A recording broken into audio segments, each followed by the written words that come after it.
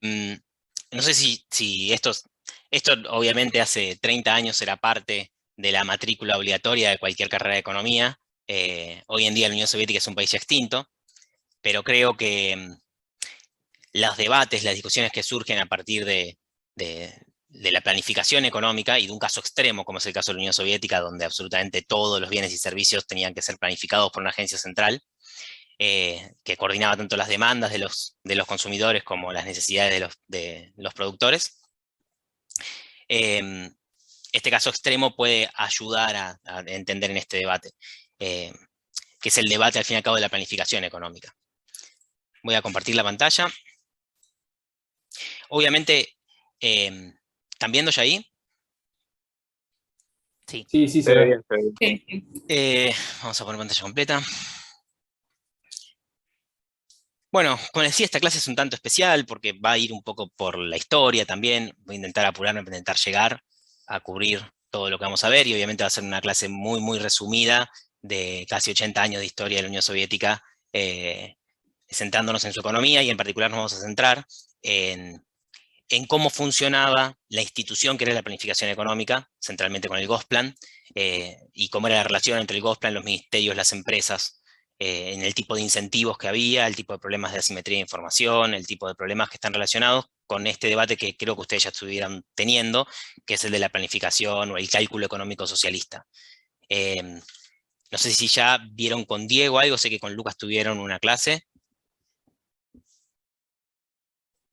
Sí, sí, Eh, tuvimos con, una clase con Diego. Con Diego sí, también. con Lucas fue un video que pasó, una clase, o una charla creo que era, mejor dicho. Ok, ok. Bueno, bien, esta clase va a ser un tanto más aplicada, es decir, vamos a ver qué pasó efectivamente. Y como les decía, para mí lo interesante del debate, hay como dos temas que se entrecruzan. Uno es el debate Estado versus mercado, si se quiere, que a veces se da de una forma un tanto rara, ideologizada, extraña, digamos, como dos cosas que son opuestas, cuando no necesariamente tiene que ser así. Y de nuevo, como les dije, este es un caso extremo, el que vamos a ver, que es el de todos los bienes privados planificados por el Estado. Y por otro lado, se entrecruza un tema de las ilusiones, ¿no? Y de esa pasión, esa fe del siglo XX que fue el comunismo, y que sigue siendo en muchos casos para mucha gente, y la promesa que hacía, ¿no? De progreso económico y de igualdad, ¿no? Las dos cosas juntas, como vamos a ver que era la idea original. Quiero dedicar 10 minutos solamente a plantear cuál era la idea original de Marx, antes de arrancar con la, el caso específico de la Unión Soviética.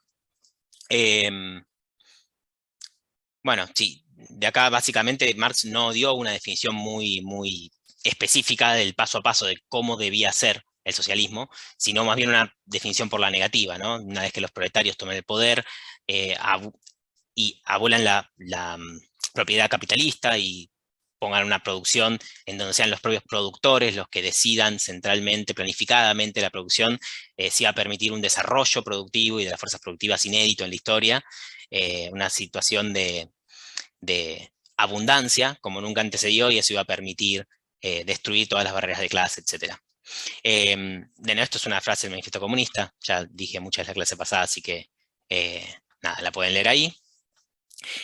Básicamente lo que está planteando acá Marx es que una vez que los proletarios se hagan con el poder del Estado, lo tienen que utilizar, o lo van a utilizar necesariamente, para destruir las relaciones de producción capitalistas, y centralizando las tierras, las fábricas, por ejemplo, acá en este manifiesto, que en este programa, que ya que pone el manifiesto, plantea de que tanto el crédito, los medios de transporte, las empresas fabriles estén en manos del Estado, y el Estado entendido como los proletarios organizados como clase dominante. Y otra cosa interesante de esto, y este es el punto tal vez más de ilusión, si se quiere, que tenía esta idea de Marx, es que una vez que los proletarios llegaban al poder, por su propia naturaleza de la producción planificada, se iban a eliminar las diferencias de clase, y el poder público iba a ir, como dice ahí, de a poco perdiendo su carácter político. Es decir, ya no iba a ser un Estado como una clase, el instrumento político de una clase dominante, de una clase para dominar a la otra, eso iba a perder su necesidad, porque ya no iba a haber clases, y de a poco entonces el Estado se iba a extinguir, ¿no? Se iba a llegar a una sociedad sin clases, sin Estado, sin poder político propiamente dicho.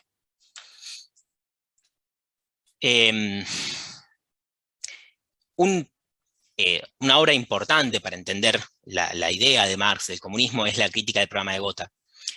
Este es un panfleto, digamos, no es tampoco muy largo, lo tiene en la bibliografía que estaba para la clase anterior, de Marx, en la cual el Partido Obrero de Alemania, uno de los partidos obreros de Alemania, se une con otro Partido Obrero de Alemania.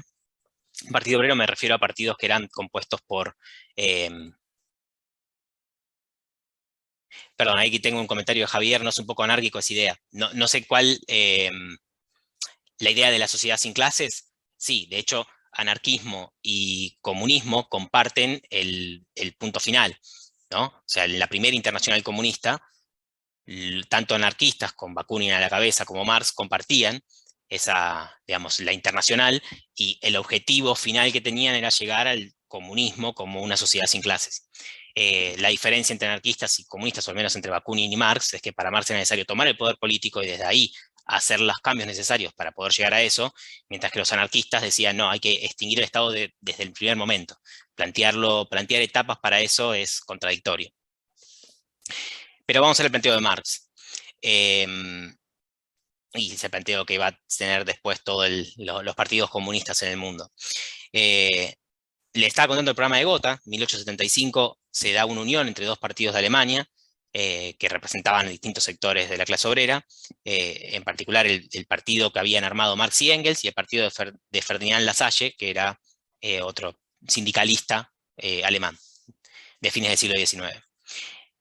El programa, se hace en un congreso en la ciudad de Gotha y votan un programa que Marx y Engels lo critican como lavado, como poco preciso, que dejaba de lado el programa que era necesario llevar adelante una vez que el proletariado llega al poder. Y en la crítica de ese programa, Marx da un montón de ideas de cómo es que querría que sea la futura sociedad comunista, o qué tareas tenía que plantear. Básicamente pasa de plantear que una vez que los proletarios lleguen al poder, y de nuevo, expropien a la propiedad privada burguesa, la propiedad iba a dejar de ser privada y pasaría a ser colectiva. Por ende, no habría clases sociales determinadas según la propiedad, porque ahora la propiedad iba a ser pública. Eso además iba a permitir acabar con la anarquía capitalista, que es que cada empresa produzca según lo que quiere. Iba a poder planificar la producción en función de las necesidades de la población, de los productores, y eso obviamente iba a hacer que las fuerzas productivas aumenten como nunca antes, y a la vez iba a poder lograrse mucho mejor la igualdad. Es decir, ahora producción y distribución ya no son un problema distinto como son con una economía de mercado, sino que en el mismo momento que se planifica la producción, se puede planificar también en función de las necesidades de las personas, y por ende cómo se va a distribuir. Es decir, uno puede tomar la decisión de qué quiere que consuma cada persona y luego producir en función de eso. Esta era la idea, digamos, una vez que se llega al poder. De la crítica al programa de Gotha, una idea que estaba en ese programa, el de 1875, el que critica a Marx, es que al obrero que era el productor, debía reintegrársele la totalidad del trabajo, ¿no? Que de la producción, la clase obrera tenía que quedarse con la totalidad del trabajo. Y esta es una idea, es decir, de los frutos del trabajo, siendo que los obreros producen todo, tenían que quedarse con esa totalidad. Y esta es una idea que Marx critica como muy vaga y hasta, digamos, errónea, y da la siguiente explicación, ¿no? Él dice, bueno, a ver, del producto social total, o sea, de lo que se produce en toda la sociedad, en primer lugar, se tiene que deducir la reposición y amortizaciones de los insumos que se utilizaron y de las maquinarias que se utilizaron. Además, necesitamos constituir una reserva para futuras reinversiones. Es decir, tenemos que reinvertir una parte, si queremos seguir creciendo, y además tiene que separarse una parte como un fondo de reserva seguro.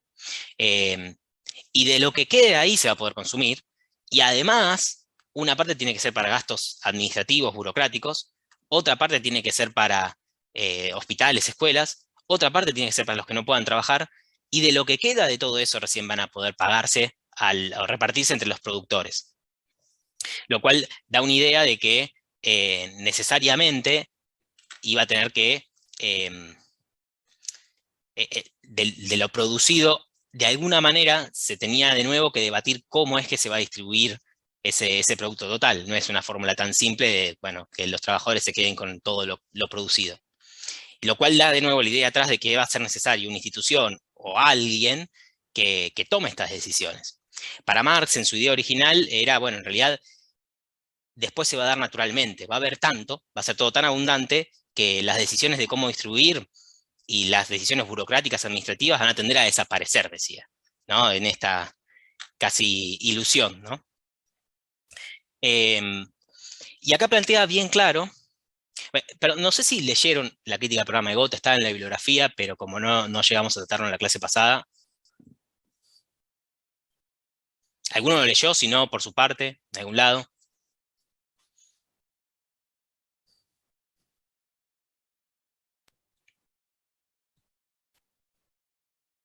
¿No? Perdón, Lo- lo la original, bibliografía es lo del que dice el sistema económico soviético, capítulo 2 y 3, ¿es Sí, ese? perdón que explico eso. No, la crítica, sí, la bibliografía obligatoria para esta clase es un libro de Nove, que es el sistema económico soviético, 2 capítulos.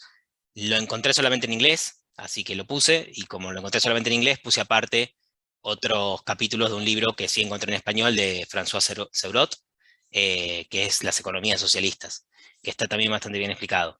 Yo les recomiendo que lean los dos, pero bueno, tienen las dos opciones. Si lo prefieren leer en inglés, lean directamente el de Nove. Y si prefieren leerlo en castellano, bueno, lean a Seurot. Lo que les preguntaba de la crítica al programa de Gotha es que estaba como bibliografía para la clase de Marx anterior. No llegamos a verlo, obviamente.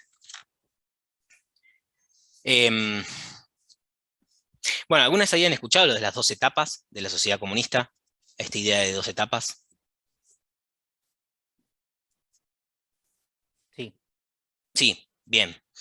Bueno, básicamente en la primera etapa, que es la dictadura del proletariado, el proletariado toma el poder del Estado, como les dije, centraliza la producción y eleva las fuerzas productivas. En esta primera etapa, dice Marx, todavía rige el derecho burgués, en el sentido de que se paga proporcionalmente a quien más produce. Pero en una segunda etapa, es decir, a medida que las nuevas generaciones vengan y que se vayan acostumbrando a esta nueva sociedad sin desigualdades, sin clases, las clases y el Estado se van a extinguir gradualmente. Y se va a llegar a una segunda etapa en la cual no va a haber clases sociales y por ende el Estado va a perder su necesidad. De la Comuna de París, Marx saca varias conclusiones de cómo debería ser este, este estado intermedio, ¿no? Esta primera etapa de la sociedad comunista, una vez que los proletarios llegan al poder. La Comuna de París fue un gobierno en la ciudad de París que duró muy poquito, duró unos meses, después de la derrota de Francia en la guerra franco-prusiana.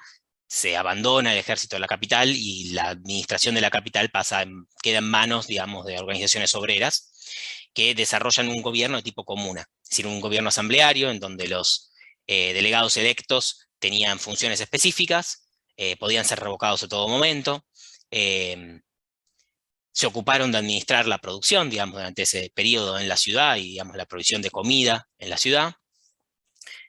Y además, bueno, eran remunerados con el salario de un trabajador normal. Para Marx esto lo ve muy bien, o sea, Marx lo ve como, bueno, esto es un indicio de cómo sería un gobierno de los trabajadores una vez que llegue. Es un Estado en forma de comuna. Es tan democrático que por sí mismo va a tender a desaparecer, plantea Marx, ¿no? Y una vez llegado a esta fase superior, llegamos a un punto donde directamente lo que permitía que existieran antagonismos de clase, que era la propiedad privada de los medios de producción, desaparece. Desaparece también esta división, esta alienación que hay entre trabajo manual e intelectual, es decir, que uno hace un trabajo, pero no es ni consciente ni dueño de todo el proceso de trabajo que hay detrás. esta división, ¿no?, de trabajo manual e intelectual, o entre los que dan órdenes y los que reciben órdenes, tendería a desaparecer, y una vez ahí se llegaría hacia ese estado de comunismo, o fase superior de comunismo, en la cual rige el lema, ¿no?, de cada cual según sus capacidades y a cada cual según sus necesidades. Digamos, acá en esta frase de la crítica del programa de Gotha, Marx lo explica resumidamente, dice: cuando haya desaparecido la subordinación esclavizadora de los individuos a la división del trabajo, y con ella el contraste entre el trabajo manual e intelectual, cuando el trabajo no sea solamente un medio de vida, sino la primera necesidad vital, cuando con el desarrollo del individuo en todos sus aspectos crezcan también las fuerzas productivas y corran a chorro pleno los manantiales de la riqueza colectiva, solo entonces podrá rebasarse totalmente el estrecho horizonte del derecho burgués y la sociedad podrá escribir en sus banderas, de cada cual según sus capacidades, a cada cual según sus necesidades. Lo que se entiende de acá es que Marx lo que ve es una sociedad de abundancia y un nuevo hombre, ¿no? O sea, una nueva mentalidad, una nueva forma de pensar por parte de las personas, que frente a condiciones de vida distintas, se determinan distinto, y va a ser posible, dice Marx, una sociedad en la cual cada cual aporte lo que puede, o sea, según su esfuerzo y su capacidad, y recibe igual lo que necesita, siempre. Y fíjense acá la crítica del socialismo utópico. Si se acuerdan lo que pasó con los experimentos como hicieron Owen o Lamarck, que habían todos fracasado, la respuesta de Marx es que, bueno, el hombre no estaba preparado en ese momento. Necesita tener toda una etapa después de que el proletariado toma el poder, de tal vez varias generaciones, hasta que se llegue a este nuevo hombre que pueda convivir y hacer sostenible una sociedad de este tipo. ¿Se sigue hasta acá? Tal vez esto ya lo habrán visto alguna vez. Yo lo que no entendí es la parte de la primera etapa del comunismo. ¿Qué parte más o menos? ¿No? La primera etapa sería, el proletariado toma el poder, ¿no? Sea en un partido, como sea, toma el poder, tiene una forma política, y en esa primera etapa centraliza todos los medios de producción, planifica la producción, la propiedad se convierte en pública, pierde su carácter privado, y se va a educar, y digamos, de esa forma el hombre, se van logrando dos cosas: que haya más igualdad entre los hombres, porque ahora toda la propiedad es pública, y se puede planificar para que sea más igualitaria la distribución, y también aumentar, y este es un punto de Marx, ¿no?, aumentar la producción como nunca antes. Para Marx es muchísimo más eficiente y muchísimo mejor una producción centralizada, que siga un pensamiento, que siga unas líneas racionales, que la anarquía que se da en el mercado, donde cada empresa busca su ganancia, y eso lo lleva a crisis de sobreproducción, a la tendencia decreciente de la tasa de ganancia, etc. O sea que, digamos, la primera fase sería los puntos que dijiste del manifiesto. O sea, que se abole la propiedad privada. Las Sí, primeras si se medidas quiere, la serían. primera fase empieza cuando los obreros toman el poder, ¿no? Los obreros toman el poder, ahí empieza la construcción del socialismo. La segunda fase no hay un límite que sea exacto. Es un proceso gradual, que el Estado se va extinguiendo, las clases se van extinguiendo, y cuando se llega finalmente, en determinado momento, la sociedad se va a dar cuenta y decir: che, no hay más Estado, no somos más desiguales, hay todo para todos, estamos en el comunismo. Y esa sería la segunda fase. ¿Se entiende más o menos? Sí, sí, gracias. Agrupémonos todos en la lucha final. No sé si alguno está familiarizado, pero es una de las frases del Internacional Comunista. El Internacional Comunista es un himno de los trabajadores, cantado en todo el mundo, cantado también en Argentina. Si ustedes van a un acto del Frente de Izquierda, van a poder todavía escuchar las bellas estrofas del Internacional Comunista, en donde se dice: la tierra será el paraíso, la patria de la humanidad, ¿no? En este último estadio, ¿no?, de la extinción del Estado. Pero vamos a entrar, perdón que quiero verla ahora, 39, bueno, van a tener que meterlo un poco. Vamos a entrar en la Unión Soviética. La Unión Soviética era todo lo contrario a esto, ¿no? O sea, la Unión Soviética, por lo menos desde el punto de vista de la extinción del Estado, era un Estado cada vez más fuerte y más poderoso, y con más poder sobre los individuos.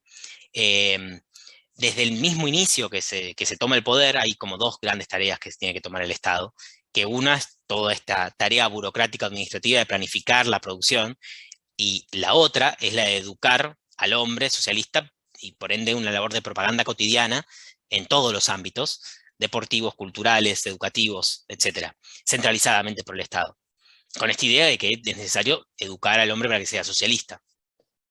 Hay un libro muy interesante que se llama La Alternativa, de Baro, que es un alemán del este, que era del Partido Comunista y bueno, después se exilió en Alemania Occidental, que él hace una crítica. Él comentaba que dentro de los círculos, digamos, partidarios del RDA, ¿no? De la antigua RDA, del Partido Comunista de Alemania del Este, cada vez que se comentaban estos, o se hacían un acto y se comentaban los planteos de Marx acerca de la extinción del Estado y eh, de la sociedad sin clases, se miraban entre sí como diciendo, y como que era como qué ilusión, qué ilusos que éramos, ¿no? Eh, donde había una clara idea de que efectivamente había otra cosa que se estaba desarrollando, que era un Estado de otro tipo, y por eso le dieron esta fórmula de socialismo real, ¿no? En donde, y la verdad que camino a la extinción del Estado no vamos, se decían los dirigentes, digamos, del PC, ya para la década del 60, 70. Diría más bien todo lo contrario, a un Estado cada vez más grande, que abarque más cosas, y que tenga que controlar más a la gente, además, ¿no? Ahora vamos a ir a eso. Haciendo muy breve un repaso histórico de Rusia, del Imperio Ruso, en la previa a la Revolución. Básicamente, Rusia tenía la mayoría de la población campesina, ¿no? Las 2/3 partes de la población campesina, un desarrollo industrial bastante incipiente y focalizado en las ciudades.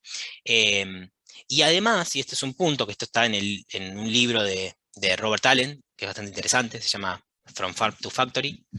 Y es un libro, además, les recomiendo, es un libro bastante provocador, si se quiere, porque hace una especie de reivindicación en algún sentido del estalinismo, y bueno, es muy polémico el libro. Básicamente el PBI per cápita del Imperio Ruso no se encontraba por arriba no sé, estaba por debajo de los países pobres de Europa del Este, y estaba al nivel de Latinoamérica, no del cono sur de Latinoamérica, sino de Latinoamérica, del resto de Latinoamérica. Y acá hay un debate que se da necesariamente, que es, bueno, al fin y al cabo, en el largo plazo, ¿fue bueno para el desarrollo económico soviético, digamos, de Rusia, haber pasado por el comunismo o no? Más allá de lo que pasó, de las guerras y todo lo demás, ¿sirvió? Y hay un debate. Según Allen, él opina que sí, que si no hubiera sido por la industrialización acelerada, que ahora vamos a ver, que se hizo bajo la época de Stalin, la Unión Soviética hoy tendría, no sé, se hubiese desarrollado como la India o algún país africano, y que, o Latinoamérica, digamos. Y según Nove, no, Nove de hecho, que es un poco la visión más de la academia, la visión más general hoy en día, y el autor, digamos, más respetado acerca de los temas de la Unión Soviética, de la historia económica de la Unión Soviética. En opinión de Nove, de hecho, da datos de que el crecimiento industrial desde el fines del siglo XIX hasta la Primera Guerra Mundial, en Rusia era más rápido que en los países, desde el principio del siglo XX hasta la guerra, era más rápido que en Alemania, Estados Unidos, Japón. Es decir, estaba teniendo un desarrollo industrial muy rápido, pero bueno, que partía de una base muy baja, y por ende no llegaba a tener un impacto fuerte sobre el conjunto de la economía, que era mayoritariamente agraria. Pero bueno, es como un debate contrafáctico. Si quieren saber mi opinión más muy en el largo plazo, alguien no sé si quería intervenir o algo. O sea que Allen dice que más o menos el estalinismo fue un mal necesario, ponele. Sí, hay mucho, o sea, pero bueno, Allen es un tipo muy correcto, digamos, muy documentado. De hecho, a mí o sea, quería en esta filmina poner gráficos y cosas, pero bueno, lo hice bastante rápido y le terminé dando formato a algunas cosas sí, otras no. Sí, la postura de Allen sería esa, ¿no? Que fue un mal necesario. Si me preguntan a mí, si uno ve en el muy largo plazo, o sea, en el día de hoy, si se quiere, Rusia en el indicadores de IDH, digamos, del desarrollo humano y de esperanza de vida y de PIB per cápita, no están muy lejos de Latinoamérica. Es decir, sigue, o incluso es inferior al conjunto de Europa del Este, sigue, después de todas las carambolas y de todo lo que pasó, en el punto de partida, si se quiere, relativo con los demás de principios del siglo XX, ¿no? Pero, bueno, qué sé yo. Después todo se da debate. Bien, otro punto es el crecimiento que se da de los partidos, que esto es una tradición rusa anterior, o sea, el Partido Socialista, el Partido Obrero Socialdemócrata Ruso, que es en el que se distinguen bolcheviques y mencheviques, y el PCR sería el Partido Socialista Revolucionario, que es el partido que representaba a los campesinos más que nada. Solamente un comentario, hay dos revoluciones, ustedes saben que estuvo la revolución de febrero y la de octubre. En general, revolución, propiamente revolución, en el sentido de una revolución, insurrección popular y que haya cambiado, o que haya abierto una etapa de movilizaciones, y podríamos decir que fue más la de febrero. Febrero, toda la previa a la caída del zar, y la conformación de un gobierno provisional que vino después, fue un momento, y todo el año 1917 fue un momento de movilizaciones constantes en Rusia, de gobiernos que todo el tiempo eran inestables, iban cambiando de gabinete, y Lenin lo que tuvo fue la sagacidad estando todavía en el exilio, de decir, desde el mismo momento que se formó el gobierno provisional, decir, no, de ninguna manera, ellos eran un partido muy minoritario, nosotros no vamos a dar ningún apoyo, y vamos a hacer lo imposible para criticar al gobierno provisional. Incluso cuando la mayoría del partido bolchevique, estando en Rusia, decía, bueno, le tenemos que dar algún tipo de apoyo crítico porque la gente tiene esperanza, ¿no?, en este nuevo gobierno que surgió después de la revolución. Pero Lenin vuelve y dice, no, ningún apoyo al gobierno provisional, todo el poder a los soviets, tenemos que tomar el poder nosotros. Si no tenemos el poder nosotros, no vale nada. Y es muy, muy específico en esto. Y Lenin, además, si se quiere, es un heterodoxo muy, o sea, completo dentro del marxismo, porque si seguimos la línea del materialismo histórico de Marx y seguimos su desarrollo, lo que tenemos que pensar es que primero tiene que desarrollarse el capitalismo, y que fruto de las contradicciones del capitalismo, y sobre todo del poder que le da la clase obrera, es que va a poder llegarse al socialismo, va a poder construirse el socialismo a partir de ahí. La idea de tomar el poder y hacer el socialismo en una sociedad mayoritariamente agraria era una idea que era muy heterodoxa dentro del marxismo, pero Lenin sostiene e impulsa de que ellos tenían que tomar el poder igual y construir a la vez capitalismo y socialismo, ¿no? Construir a la vez la industria o las tareas democrático-burguesas, dice Lenin, así terminar con los señores de la tierra, terminar con la iglesia, terminar con, digamos, el atraso cultural, etcétera, a la vez que se planifica la producción, se centraliza la banca, se centralizan las fábricas, etcétera. Una vez tomado el poder,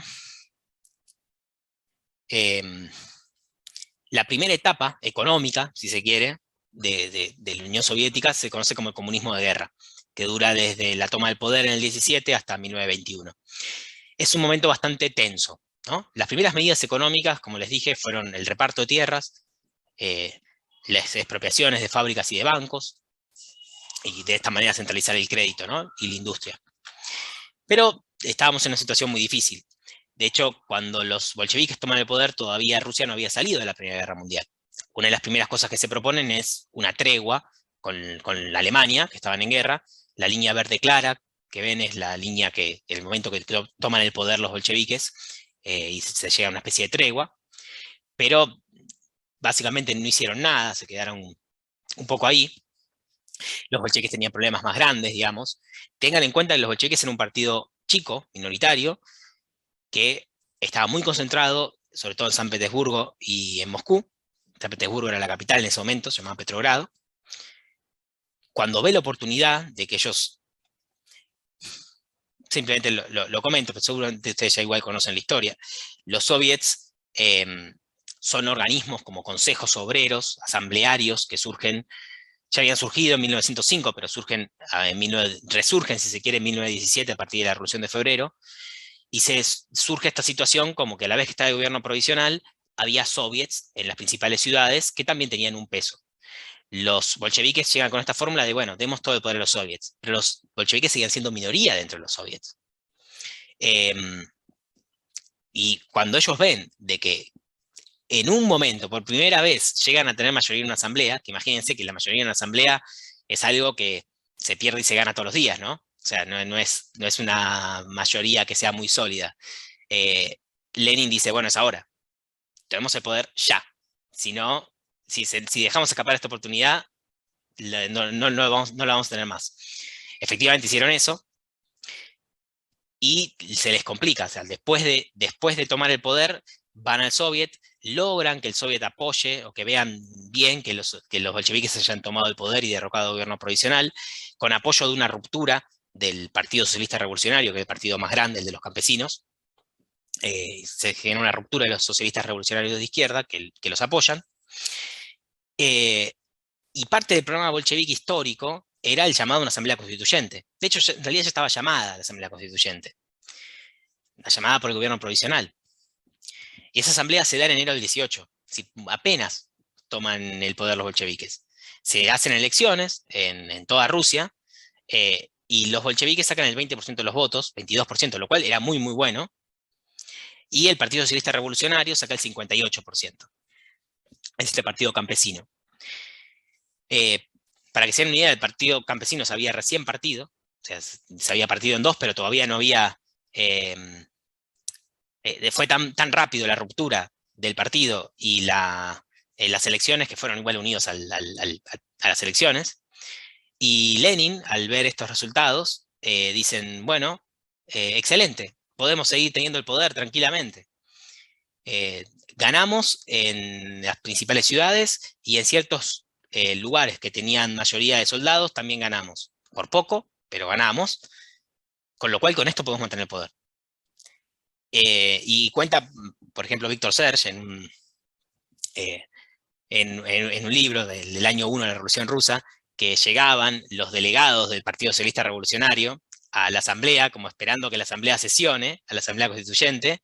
Llegaban con trajes, cosas que eran campesinos, que nunca en su vida habían vestido eso, el mejor vestido que tenían, y los bolcheviques los miraban como diciendo, qué ingenuos, que piensan que realmente vamos a hacer que la asamblea sesione y darle el poder a la asamblea. Bueno, en fin, esto terminó mal, obviamente, ¿no? Esto terminó con otro segundo aspecto, que es que en marzo del 18, frente a la situación de que los soldados directamente estaban abandonando el frente, Alemania avanza con las tropas, los bolcheviques no se sentaban a negociar una paz definitiva, entonces avanzan, y en el medio de esa catástrofe hacen un acuerdo de paz, que es el Tratado de Brest-Litovsk, que es esta línea verde más negra que se ve en el mapa. Bueno, y esto, además, fue una segunda humillación, si se quiere, para los partidos nacionalistas rusos, y un golpe muy duro para los bolcheviques, con lo cual los bolcheviques estaban en esta situación extraña de que por un lado tenían apoyo campesino, porque habían repartido tierras, habían logrado una parte de ese apoyo, pero por otro lado, con lo que habían hecho con la Asamblea Constituyente y el Tratado de Brest-Litovsk, perdieron el apoyo de todos los partidos mayoritarios que estaban. Era un partido de minoría gobernando en dictadura, básicamente, ¿no? Y esto era lógico, o sea, Lenin nunca, en ningún momento, no dejó claro que ellos decían, nosotros las ilusiones democráticas nos tienen sin cuidados. Nuestra tarea es llegar al poder, hacer las reformas necesarias para que sea sólido el socialismo, que nos podamos ir y que el socialismo quede. Pero no vamos a alargar el poder sea como sea hasta que no lo hayamos hecho. Bueno, en fin, me fui con la historia porque es interesante, pero esto termina, obviamente, en 3 años de guerra civil, sigue, digamos, en 3 años de guerra civil. Desde el punto de vista económico, el comunismo de guerra se trataba básicamente de que con la producción fabril, la poca producción fabril que había, se intentaba mantenerla a bases de requisas a los campesinos que recién se les había dado tierra. Ahora se encontraba que eso era un problema, porque los campesinos recelaban de entregar productos a cambio de nada. Entonces obreros armados tenían que ir a los campos y obligar a los campesinos a que den las cosas, y eso llevaba a que obviamente los campesinos prefieran carnear el ganado o destruir incluso los cultivos antes de entregarlos. Y acá empieza un problema que va a durar toda la década, que es el conflicto entre el poder bolchevique y los campesinos, ¿no? Y se encuentra una fórmula para tener un culpable de todo esto, que es el kulak. El kulak es como el campesino que contrata a otros, que es un campesino un poco más grande. No es un aristócrata, sino que es un campesino medio, si se quiere, que a lo sumo tendrá un par más de caballos, ¿no? No nos imaginemos un tractor, simplemente algunos caballos, un par de tierras más.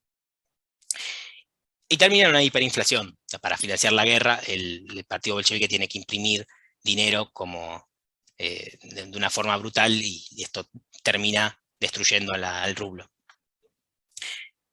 Bueno, lo de Kronstadt me lo voy a pasar, pero simplemente saber de que fue una huelga bastante paradigmática, ¿no? Porque era el mismo grupo que había liderado la revolución, y bueno, es una huelga que es aplastada necesariamente. Una pregunta, perdón. Sí. Las elecciones tipo fueron para crear una asamblea que no se usó para nada. Sí. O sea, como figurativa. Sí. Asamblea Constituyente es parte del programa, si se quiere, histórico del comunismo, que es una asamblea para hacer una nueva constitución. Pero es una consigna democrático-burguesa, si se considera. Y por ende siempre el partido bolchevique la tomó esa consigna como una consigna propagandística, si se quiere. Era una consigna importante para, no sé, hacer al zarismo, cuando el zarismo está en el poder, como para reclamarle que tenga una constitución, pero una vez que estamos nosotros en el poder, ¿para qué queremos una asamblea constituyente? Estamos nosotros en el poder, se acabó. Ese era el punto, esa era la lógica de Lenin. Pero lo loco es que esto en ningún caso está oculto. Por eso Víctor Serge como que se sorprende de la ingenuidad de los socialistas revolucionarios, como diciendo, nunca nos leyeron. No sabían, no sabían que no les íbamos a dar el poder, o sea, era muy, muy esperable.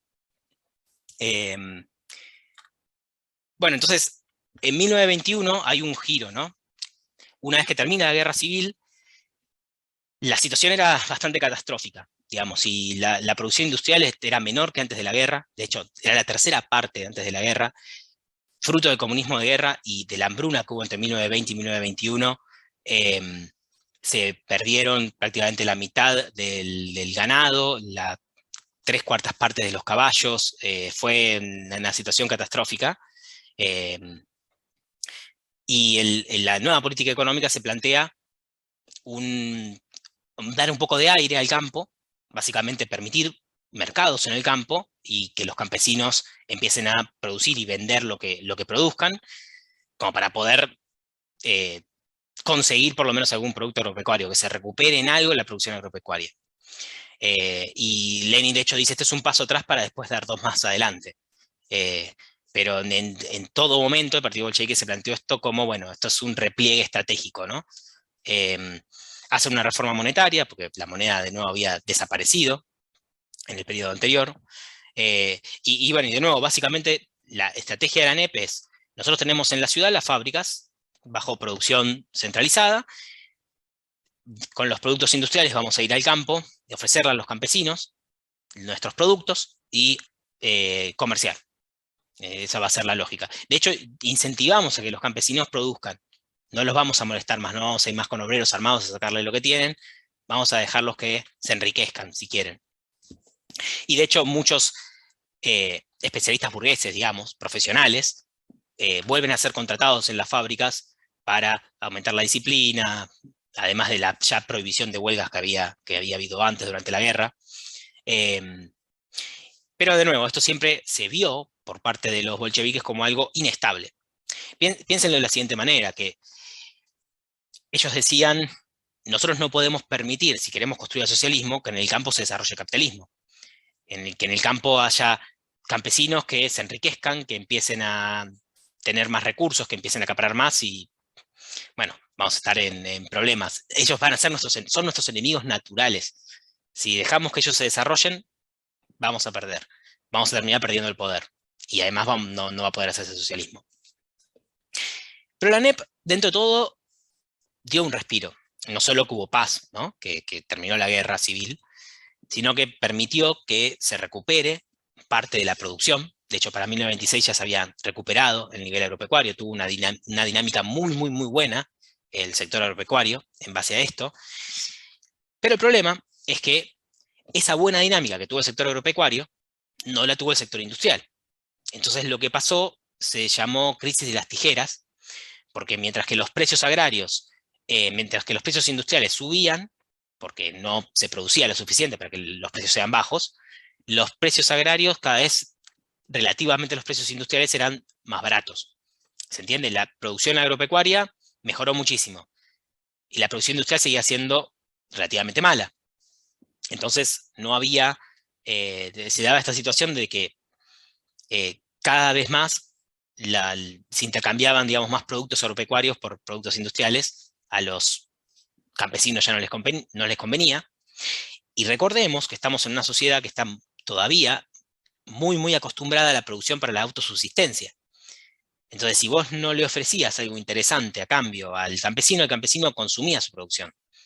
O se la vendía por su lado, digamos, no consumía los productos industriales de la ciudad. Y esto, de nuevo, generaba un problema que llevaba a un debate que se dio durante la década del 20 al interior del partido. Luego, Lenin muere en el 24, o sea, de hecho muere como consecuencia de un atentado que le hizo un socialista revolucionario de izquierda, que se sintió traicionado por los bolcheviques, porque recuerden que los habían apoyado en el primer momento cuando tomaron el poder, pero enseguida bueno, no les comenté, pero los socialistas revolucionarios de izquierda igual eran en minoría, o sea, junto con los bolcheviques igual no llegaban a la mayoría de la Asamblea Constituyente, te quedaban muy lejos. Pero enseguida se rompieron, digamos, viendo el Tratado de Brest-Litov sobre todo, y lo que hicieron con la Asamblea Constituyente, e incluso intentaron hacer un levantamiento en julio del 18, levantamiento que terminó con que, bueno, se impuso el terror rojo, ¿no? O sea, que al igual que como hablamos en la Revolución Francesa, es una etapa en la cual se levanta cualquier tipo de prerrogativa o de derecho de las personas y se permite que haya fusilamientos en las calles, cosas por el estilo, como estado de excepción. En fin, en el 24 Lenin muere y se da al interior del partido una guerra de camarillas, si se quiere, en la cual a Trotsky lo apartan, que del otro dirigente más importante de la revolución, lo apartan, y el que toma, digamos, pasa a ser el secretario general es Stalin. Pero todavía en un clima con varias personas que tenían autoridad. Y en este clima, Trotsky, todavía al interior del partido, pero en oposición, tenía la postura de que tenía que acelerarse la industrialización por medio de colectivizar al campo. Que lo que había que lograr, el planteo, el gran problema era movilizar a toda la mano de obra que tenías en el campo hacia la industria. La industria no podía mejorar, pensaban, porque le falta mano de obra, le faltan recursos, y para lograr hacer eso tenemos que sacar a la gente del campo y mandarla a la ciudad. Y además obligar a los campesinos a que vendan su producción más barata, de forma de poder financiar a la industria. Tenemos que lograr hacer la industria financiándola con el campo. Entonces no puede ser que los campesinos no quieran vender su producción porque los precios son bajos. Los mandamos a granjas colectivas y de ahí no les queda otra que vender. Bukharin tenía una postura contraria, era llamado a la derecha dentro del partido bolchevique, decía no, sigamos con la ANEP, dejemos que los campesinos se desarrollen y vayamos avanzando la industria intentando mantener el ritmo de la agricultura. Es decir, desarrollemos la industria de forma que le ofrezcamos cosas interesantes al campo, pero mantengamos con este sistema. ¿Hasta acá se está siguiendo, más o menos? Sí, sí. ¿Sí? Bien, bien, bien. Bueno, ya entramos al estalinismo y no sé, ¿alguna pregunta? Algo, no sé, hoy viernes a la noche y estamos hablando de la Unión Soviética, un país que se extinguió hace 30 años. No, por ahora nada.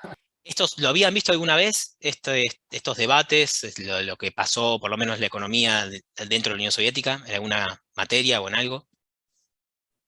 Mm, Yo lo vi No, en nunca. historia económica y social del CBC. Ah, mirá, mirá. ¿Y hasta la planificación económica vieron también o solo esta primera parte? No, no, vimos la NEP también y lo que viene después creo que también. Ah, Y también lo bueno. había visto en el colegio. Ah, un montón. Bueno, bien. Bueno, entonces vamos a continuar y ver si qué más interesante surge. Em, bueno, para 1928 se da un giro total. Suceden dos cosas. Una, que Trotsky ya es alejado del poder definitivamente. De hecho, es exiliado del país. Y Stalin ya con un poder total. Decide dar un cambio de 180 grados de la nueva política económica, pasa, si se quiere, a adoptar las tesis de Trotsky, ¿no? Pero de una forma más brutal, ¿no? Trotsky va a decir, no, nunca me imaginé tanto. Llama el primer plan quinquenal, que es una idea de industrialización acelerada, perdón, que acá tengo... la Biblio, lo que recomienda es, ok, sí, la Biblio dejé dos textos, igual al final de todo esto tiene, al final del PPT, hay un link con más bibliografía por si les interesa el tema, para que puedan profundizar un poco. Bueno, se da este giro en la política del partido. Stalin dice, no, ahora vamos por el primer plan quinquenal y la colectivización total. Y acelerado, lo más rápido que podamos, para defender y construir la Unión Soviética. Y en este giro, Bukharin cae en desgracia, digamos, o sea, Bukharin lo apresan, de hecho no se vuelve a saber de él hasta casi 10 años más tarde, en algo bastante tétrico, que si lo pueden buscar y ver, que son los juicios de Moscú, a donde dirigentes que aparecían desaparecidos desde hacía años, de repente aparecen en juicios que eran todos armados, confesando haber hecho cosas inimaginables, anda a saber, con cara de terror, anda a saber para proteger a quienes, ¿no? A la familia, o lo que sea. Pues es una de las cosas más feas, de los momentos más feos, más tétricos de la historia, los juicios de Moscú.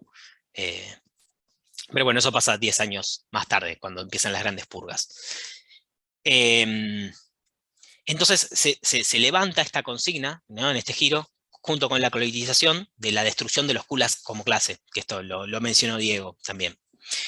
De nuevo, el problema que tenemos es, nosotros tenemos a la industria y poca gente viviendo en la ciudad y una población que es agraria y que está acostumbrada a la producción para la subsistencia.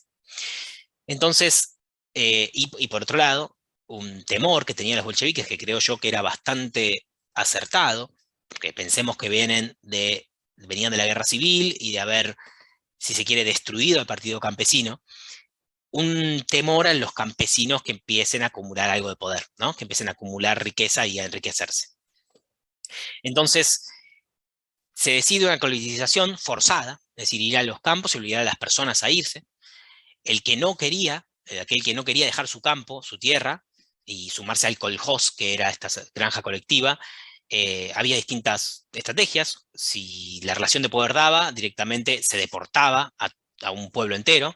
Si tal vez eso era un poco más complicado, lo que se hacía era empezar a aumentar las cuotas exigidas a ese pueblo, de forma que los obligues con el tiempo a morirse de hambre, cosa que se hizo en Ucrania, y un proceso que llevó a otra hambruna, pero eso fue una hambruna inducida, si se quiere, eh, inducida artificialmente, es decir, estaba pensada como necesariamente elevemos las cuotas a tal punto que la población no tenga para la subsistencia propia.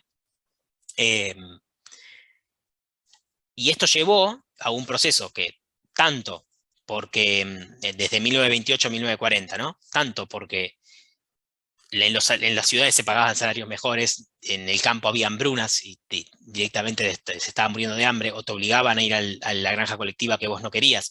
Y a la vez, una vez en la granja colectiva, progresivamente de a poco se empezó a mecanizar el campo, se liberó mucha mano de obra rural.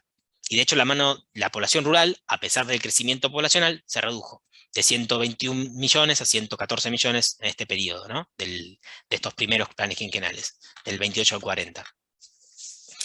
Y la contraparte de eso fue que aumentó la población urbana, aumentó casi que se duplicó, pasó de 28 a 54 millones en el mismo periodo. Y la esencia del plan quinquenal, ¿no? La lógica era, bueno, hay que hacer industria pesada. Y con metas de producción para las empresas, donde siempre se ponían metas muy, muy, muy altas para producir más y más, y además con un presupuesto blando, que significa que se le daba todos los insumos necesarios a las empresas sin reparar en los costos, digamos, ¿no? Todas las empresas, no importa si el proceso era eficiente o no, lo importante era producir más, y para eso se le daba mano de obra que estaba llegando del campo, a caudales, y se le daban insumos, los que necesite, etc. De hecho, los resultados en términos de producción industrial son bastante extraordinarios. Esto es lo que remarca Allen, ¿no? De 1928 a 1940 se multiplica por 3 lo que es la producción industrial. Si vamos a algunos sectores específicos que venían muy rezagados, como el hierro y el acero, se multiplica por 5, o las maquinarias, que prácticamente no existían en Rusia, se multiplica por 10. Pero de nuevo, con esta lógica de producir más sin importar los costos, y estos presupuestos blandos, al fin y al cabo, se financiaban en base al campo. Porque al campo, una vez que vos lo tenías en la granja colectiva, obligabas a los campesinos a vender la producción, a vender sus cuotas, digamos, de alimentos, a cambio de muy, muy pocos productos. Es decir, muy barato, ¿no? Esta vez tenías el control, porque la granja era colectiva, estaba a mano del Estado, tenías el control de a cuánto vendía la producción el campesino, y con esa diferencia podía financiarse la industria, ¿no? Es decir, ahora eso en particular la industria pesada. En el chat, ahí estamos. Bueno, otro aspecto de por qué el crecimiento se dio tan rápido es que la calidad de vida prácticamente no mejoró, ¿no? O sea, el consumo en la ciudad aumentó un 20%, lo cual es bastante, pero muy poco comparado al aumento de la producción industrial. Y el campo directamente fue devastado, ¿no? Ahora vamos a ver, pero hay distintas estimaciones, y solamente en el proceso entre el 28 y el 36, por las hambrunas y las persecuciones y las deportaciones, se calcula que... Ahí Facundo. Ahí va. Si alguien tiene alguna consulta, duda hasta acá, por favor, interrumpa. Se calcula que murieron solamente por el motivo de hambrunas, esto alrededor de 7 millones de personas, con lo cual fue un proceso catastrófico también, si se quiere. Sumemos a eso de que en las guerras civiles y la Primera Guerra Mundial ya había muerto otros 7 más o menos. En el campo, la situación empeora radicalmente a partir de 1928, y recién para el fin de la década del 30, según Allen, es que se empieza por lo menos a recuperar el nivel que tenían en 1928. Otro aspecto que sí es positivo del proceso de los bolcheviques, es que de 1918, cuando ellos tomaron el poder, era el 38% de alfabetismo, y para el inicio de la Segunda Guerra Mundial ya era el 81%. Obviamente para el fin del siglo XX ya estaban igual que el resto de los países. Y acá queda a discusión, y este es el punto tal vez que es más duro, que es el del terror, digamos, ¿no? Y la dimensión realmente que tomó. Bueno, como les dije, acá hay muchos debates en torno a las cifras exactas, pero hay una muy buena estimación en este paper de Rosfield, que lo hace en base a a todos los archivos que se abrieron después de que cayó la Unión Soviética. Es uno de los más reconocidos, digamos, en el tema. Que son 8,6 millones de muertes no explicadas, solo entre la hambruna y la colectivización, sin contar al proceso que les conté, que es el gran terror del 36-37, desde donde se dan los procesos de Moscú, los juicios a antiguos camaradas como Kamenev, Zinoviev, Bukharin, que son enjuiciados públicamente, acusados de sabotear a los planes quinquenales y luego fusilados. Y de nuevo, con esta imagen tétrica de ellos confesando lo que hicieron, realmente es feo. Se calcula, por ejemplo, que los gulags, que eran los campos de prisioneros, campos de trabajo forzados, en su pico tuvieron 2,3 millones de personas, pero está el debate de cuánta gente pasó, ¿no?, por los gulags y en todo el proceso. Y también está el debate sobre qué tanto aportó efectivamente esta mano de obra esclava. Vamos a ver si llegamos un caso de una ciudad que se llama Magnitogorsk, que es una ciudad hecha totalmente planificada al lado de una montaña que era roja de la cantidad de hierro que tenía y que se convirtió en uno de los íconos de del primer plan quinquenal. Y en esa ciudad se construyó básicamente en base a mano de obra esclava, en medio de Siberia, y solo en la construcción de la ciudad murieron 10.000 trabajadores, la mayoría de ellos forzados. Y hay toda una discusión, porque se dice, bueno, el trabajo forzado, si uno tiene en consideración la cantidad de recursos que eran necesarios para mantener los campos de trabajo, movilizar a la gente, y a su vez que el trabajo forzado no es el trabajo más productivo que hay, ¿no? La gente no trabaja con la mejor predisposición, está el debate de qué tanto aportó.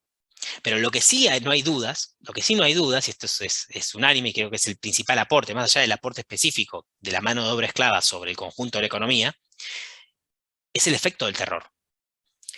A la vez que durante la década del 30, a la vez que con los campos de trabajo, se dictaban normas contra la holgazanería, contra el ausentismo, al punto de que si, por ejemplo, hubiésemos faltado a trabajar por estar borrachos o cosas por el estilo, podíamos ser deportados al Gulag.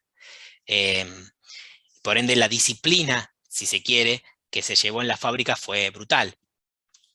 Y también el hecho de que, esto fue de la mano con otros movimientos, como el estajanovismo, que buscaban resaltar la figura del obrero que construía la Unión Soviética.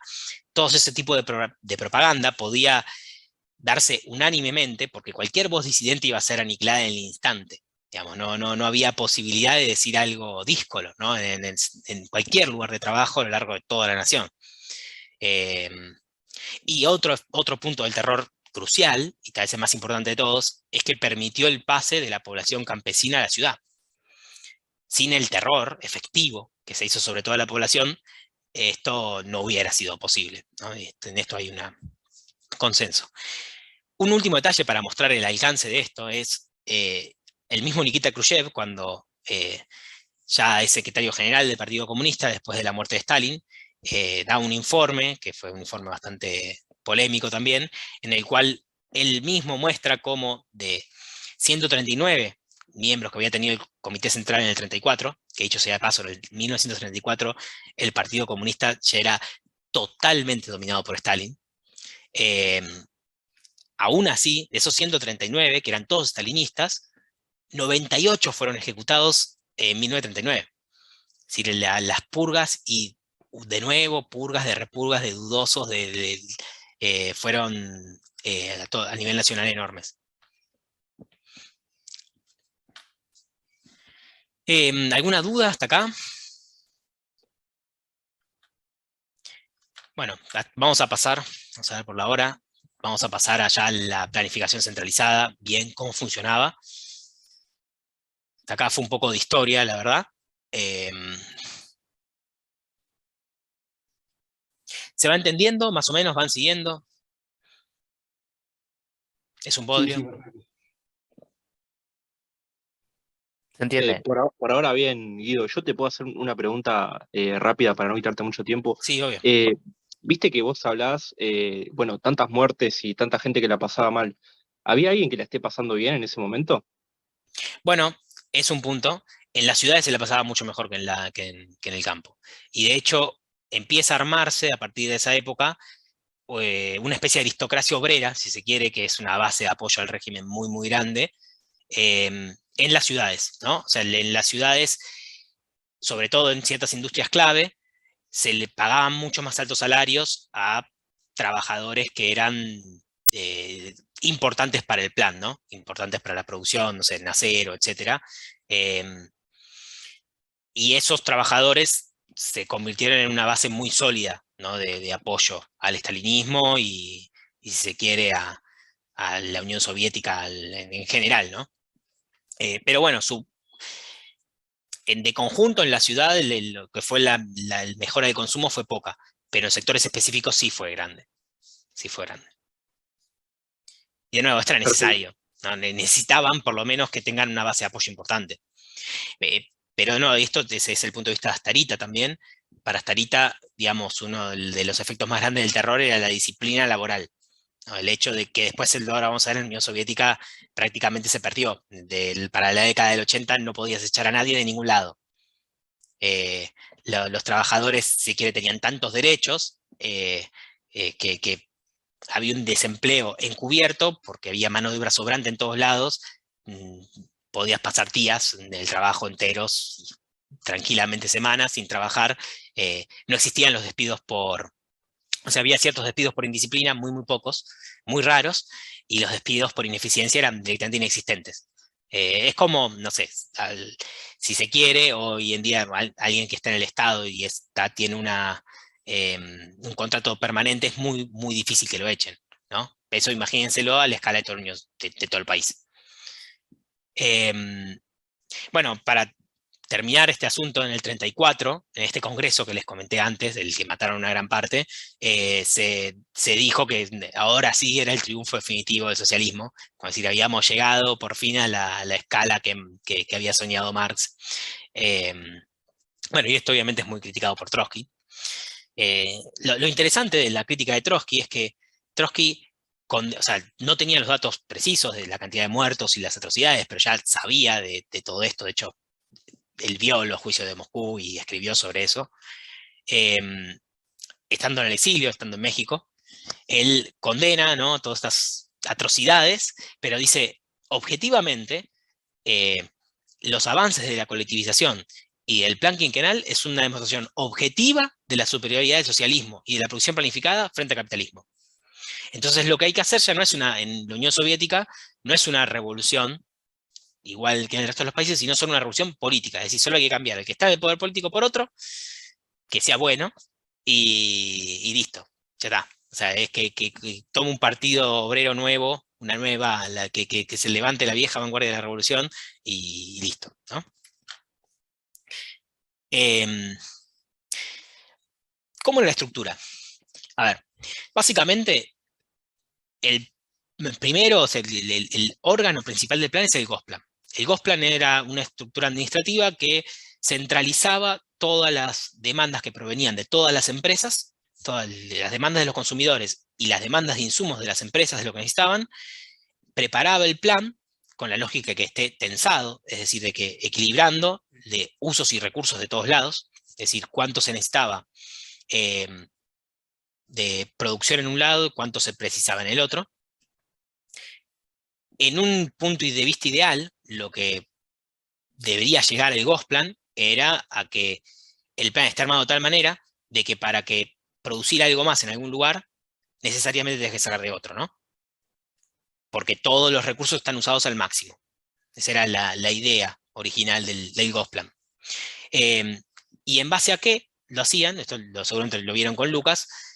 En teoría también era en base a una función social de bienestar, si se quiere. Es decir, al bienestar, a maximizar el bienestar social, en función de eso maximizar la producción, ¿no? En función de cuál es la función de bienestar social que la sociedad tenga en el momento. En la práctica, el comité central del partido era el que le daba los lineamientos al Gosplan de lo que había que hacer, ¿no? Se habían los congresos del partido y el comité central preparaba los documentos del congreso y decía, bueno, ahora hay que centrarse en armamentos, acero, etcétera, etcétera, y esto van a ser las prioridades políticas, y en base a eso el Gosplan actuaba. Es decir, el Gosplan actuaba claramente bajo las directrices del Comité Central del Partido Comunista de la Unión Soviética. Y por debajo del Gosplan se encontraban 45 ministerios, todo fue cambiando la fórmula a lo largo de las épocas, pero eran 45 ministerios, si se quiere, agrupados a nivel industrial. Si está el Ministerio del Acero, el Ministerio del Metal Mecánicos, es como si fuesen las letras, como el CLAE, las clasificaciones industriales que tenemos acá. Entonces vos tenías el Ministerio de Hotelería y Turismo, el Ministerio de Minerales no metálicos, el Ministerio de Petróleo y Minería, el Ministerio, etcétera, etcétera. Y dependiendo de cada ministerio, tenías a las empresas particulares, a las unidades productivas. ¿Cómo era la lógica de la interrelación? ¿No? Que iba y venía de arriba abajo. El Gosplan preparaba una versión preliminar del plan y se lo bajaba a las empresas. Las empresas respondían diciendo, bueno, si hay que producir tanto, necesito tantos insumos. Y lo volvían a subir. Y en base a eso vos tenés que rearmar el plan y volver a bajar otra versión del plan, y así consecutivamente. Piense que esto va a necesitar un montón de iteraciones para que el plan termine de quedar tensado en la idea esta de que se llegue a producir usando todos los recursos. Y a la vez, el Partido Comunista, como partido, atravesaba transversalmente todas las instituciones. Las empresas, además de tener un director de empresa, tenían un director del partido, los sindicatos tenían responsables del partido, y obviamente dentro del Gosplan de los ministerios había personas del partido, ¿no? Del único partido, el Partido Comunista de la Unión Soviética. Bueno, como les dije, la idea original era, en términos físicos, es decir, cantidades, unificar cantidades producidas y cantidades demandadas, y esto ya de por sí plantea un montón de problemas. Si novedad del ejemplo de si, por ejemplo, quisiera hacerse una nueva unidad petrolera en Siberia, ¿qué se necesitaría? ¿No? Se necesitarían, bueno, hacer un camino hasta allá, tal vez una vía férrea hasta allá, casas para los trabajadores, se necesitaría tubos de acero, se necesitaría maquinarias, y a la vez para hacer esos ferrocarriles o casas para los trabajadores o los caminos, se necesitarían más acero, se necesitaría acero, que requeriría más combustible, que a su vez requeriría de otras máquinas para hacer ese combustible extra que se necesita para ese acero, etcétera, etcétera, en un sentido de iteración, digamos, casi al infinito. Es decir, para hacer una cosa necesitas de otra, que se necesita de otra, que se necesita de otra, y que se vuelve a necesitar de la primera, y de una iteración bastante interminable. Frente a esto, frente a esta situación de que los idas y vueltas de lo que se necesita y de dónde tenés que sacar de otro lado, pueda ser realizable, lo que se terminó es haciendo un sistema burdo pero consistente, dice Graciano, otro autor, que se basaba en el incrementalismo, es decir, hacer lo mismo que el año pasado, o que el plan pasado, pero con la regla de que sea o un poco más o un poco mejor. Y con eso estamos. Introducir grandes cambios era muy difícil, porque piensen que tenía que trazar toda la estructura. Y había una dificultad fundamental, que era para que las empresas, que era parte de las unidades productivas de las empresas, que quieran conseguir un insumo. No estamos en una situación en la que las empresas podían ir al mercado y comprar lo que necesitasen. Si, por ejemplo, les faltaba para producir o para llegar con las metas del plan, le faltaba una máquina, o le faltaba un trabajador, o le faltaba un insumo cualquiera, como una materia prima, no sé, remolacha azucarera, no podían ir a comprarla. Tenían que pedirla centralmente al plan. El plan revisar ese pedido y después de nuevo designar a otra empresa que se lo ponga a producir para responder a esa empresa. Todo en función de la empresa que mejor pueda responder ese pedido. Pero el proceso era administrativo largo y necesariamente esto llevaba continuamente a cuellos de botella. Es decir, a situaciones donde las empresas se quedaban sin insumos o sin materia prima para poder continuar con el plan, entonces había días parados. Y obviamente ustedes se van Imagínense esta situación. Las empresas piden y les dan los insumos, ¿no? Vos no tenés que pagar por los insumos realmente. Te vienen dados por el plan. A vos te evalúan por tu meta de producción, es decir, por cómo teniendo esos insumos, cuánto producís. Entonces, ¿qué vas a hacer? O sea, ¿qué es lo que convenía hacer? ¿Vas a pedir muchos insumos o pocos insumos? Pedí muchísimo. Muchísimo. Porque al fin y al cabo no los pagás. Y los necesitas. Porque sabés que si se te acaba uno, es dificilísimo es muy, muy difícil de reponer. Entonces las empresas continuamente lo que hacían era pedir insumos lo máximo posible. Obviamente el Gosplan era totalmente consciente de esto. Y lo que hacía era tener que verificar con lupa cada pedido que venía de todas las empresas, de todas las industrias. Y en la práctica, armar coeficientes técnicos de producción para cada bien, cada cosa que se produzca, para poder controlar que el requerimiento de insumos que está haciendo una empresa sea el correcto y no sea de más. Pero nuevamente, esto, como se imaginarán, traería un montón de problemas, porque los coeficientes o los requerimientos de insumos, si se quiere, la función de costos de cada empresa, es distinta para cada empresa según su nivel de técnica y según, digamos, según interminables variables, la cantidad de insumos que requiere una empresa. Entonces se utilizaban coeficientes de decir, no sé, por ejemplo, para producir acero se requiere tantas toneladas de mineral de hierro, entre tanto y tanto, y en la práctica se terminaban de esa escala de coeficiente técnico siempre utilizando la mayor. Entonces, siempre se le daba el mayor pedido a las empresas, es decir, el punto más alto de la escala, pues las empresas siempre pedían más y más.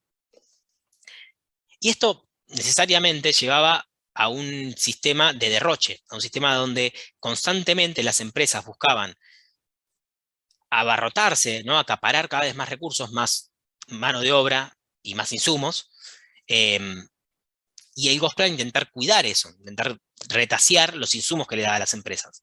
Pero era muy difícil. Creo que vieron con Diego o con Lucas, en la parte del debate del cálculo socialista, que existe una simetría de información.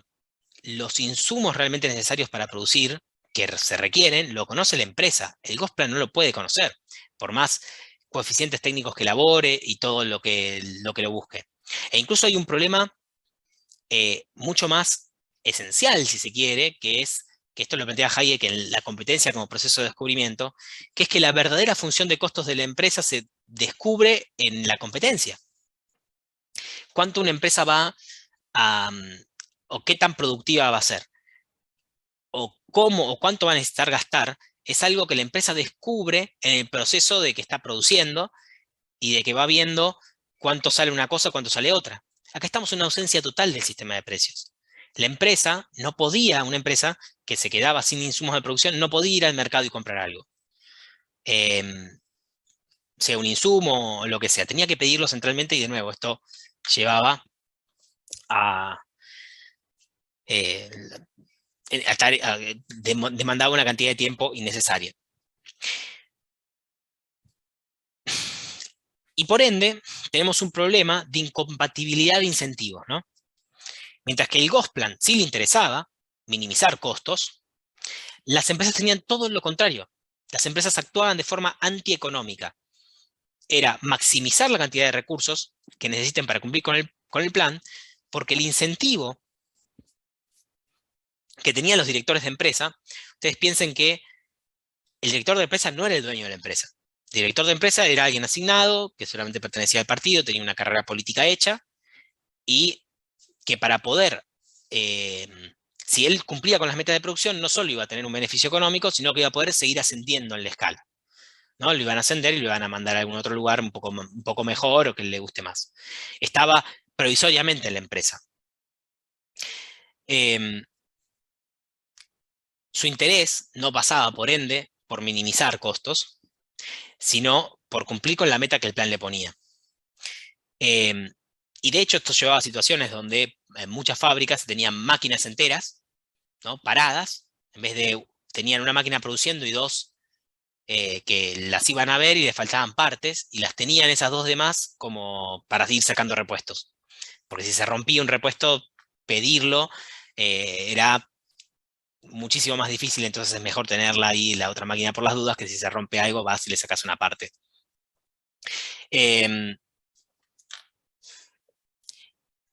Otro aspecto muy ligado a esto de las empresas es los ministerios. Como vimos, los ministerios estaban a mitad de camino, ¿no?, entre las empresas particulares y el Gosplan. Y era mucho más rápido poder resolver cosas dentro del ministerio sin tener que pasar por el Gosplan. Siempre se intentaba, para poder funcionar, las empresas intentaban tomar la mayor cantidad de decisiones en el día a día.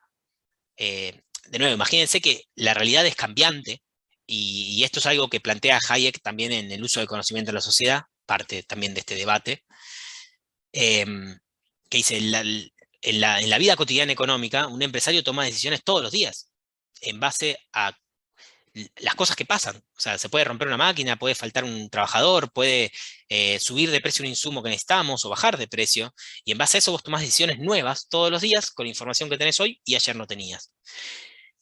Para que esta vida económica pueda suceder, las empresas tenían que tomar decisiones día a día. Pero el problema es que las decisiones que tomaban día a día operaban en sentido antieconómico. El único que podía tomar las decisiones teóricamente de costo-beneficio a nivel global era el Gosplan. Para que el sistema funcione de forma eficiente, el Gosplan tenía que tomar todas las decisiones. Si las decisiones se dejaban en manos de las empresas o los ministerios, cada vez se derrochaba más. Los ministerios, entonces, de a poco, lo que fueron haciendo para poder funcionar y no tener que pasar por el Gosplan, es decir, si el Ministerio de Acero se quedaba sin algo que tal vez necesitaba de otro ministerio, no sé, de plástico, en vez de ir al Gosplan y que vuelva, y le convenía al Ministerio del Acero tener empresas que fabriquen también productos de plástico. Y listo. Entonces, si yo necesito algo, listo, lo resuelvo dentro del ministerio. Y esto terminó llevando a que los ministerios se conviertan en cosas enormes y que se haya duplicaciones de fábricas totalmente innecesarias, sobre todo en temas de repuestos y cosas por el estilo. Y en estos casos encontrás que dentro del ministerio que debería tener esa fábrica, en realidad debería tener la producción total de ese elemento, no sé, productos de plástico, en realidad producían solo el 60%. El 40% del restante estaba en otras empresas más chiquitas que tenían los ministerios dentro suyo para poder abastecerse. Y de nuevo, esto generaba necesariamente ineficiencias, ¿no?, de escala y duplicaciones. Otro punto, bueno, los vínculos de largo plazo sería que las empresas, dado que todos los cambios eran muy difíciles, vos intentabas mantener relaciones con el que te proveía de insumos y el que vos le dabas, que sean de largo plazo, que se mantengan, es decir, poco cambiantes en el tiempo. Y imagínense que estos ministerios empezaron a acumular una cantidad de poder enorme.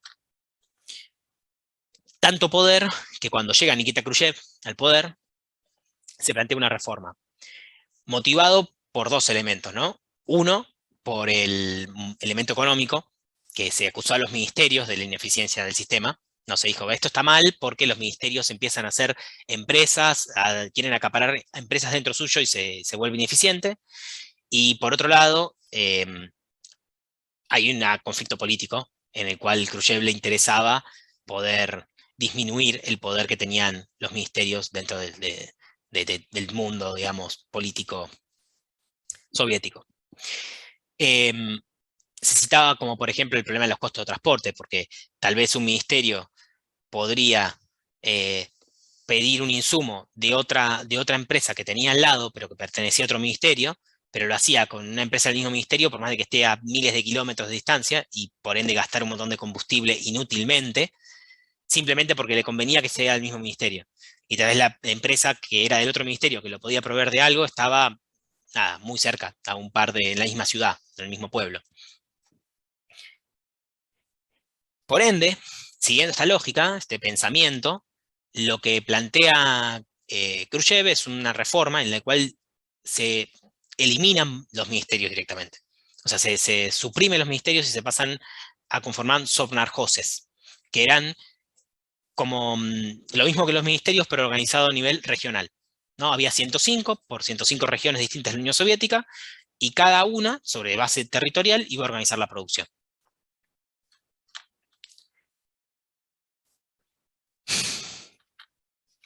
¿Cómo estamos con el horario? Bueno, vamos a llegar hasta las 9 porque nos queda un poquito y vamos a terminar por lo menos este tema. No vamos a llegar a la perestroika y lo demás, así que... hasta acá se va entendiendo más o menos. Sí, una pregunta, tipo, estos sovnarjos, no sé cómo se dice. Sovnarjos, Sí, sí, yo tampoco sé.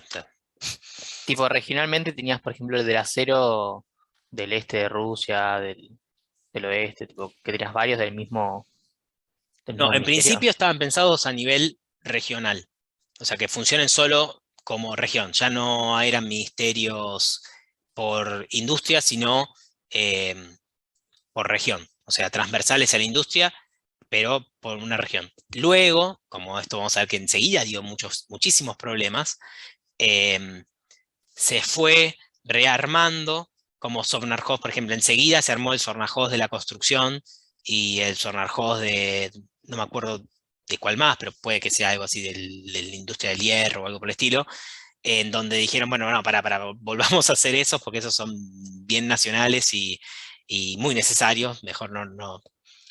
Y de a poco se fueron armando más, se fueron desarmando y rearmando los Sovnarjoses. Esta historia termina de que se vuelve atrás y se vuelven los ministerios en el 64. O sea, esta historia termina mal, ¿no? Pero está bien la pregunta, está muy bien.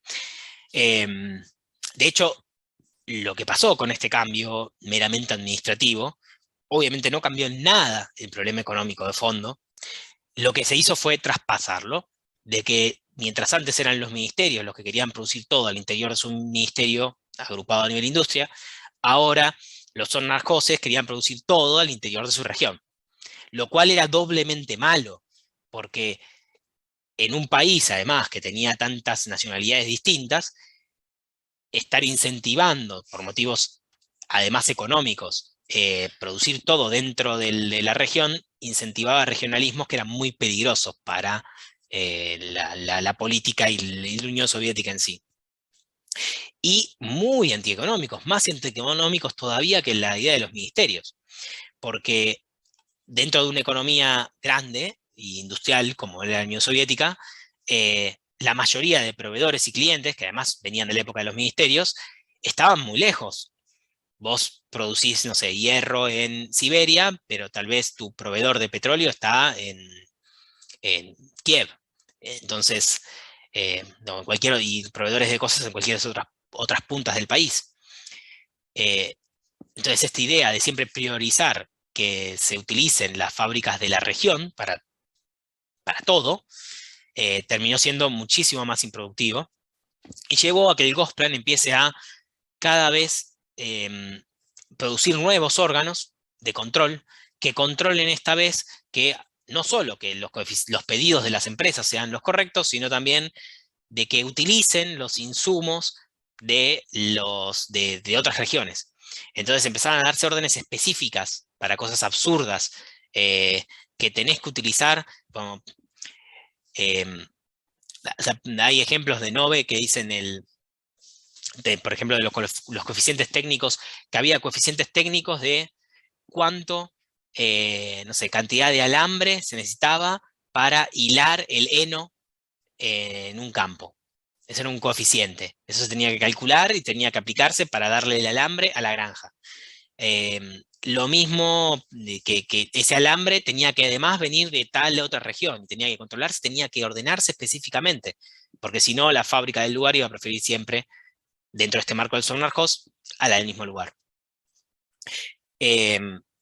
Y además genera otro problema más, que es que si vos empezás a tener cada vez más organismos de control, que hay una parva, no lo recuerdo, pero está además del Gosplan, tenías el GOSNAB, hay un montón de institutos de coeficientes, de matrices, etc.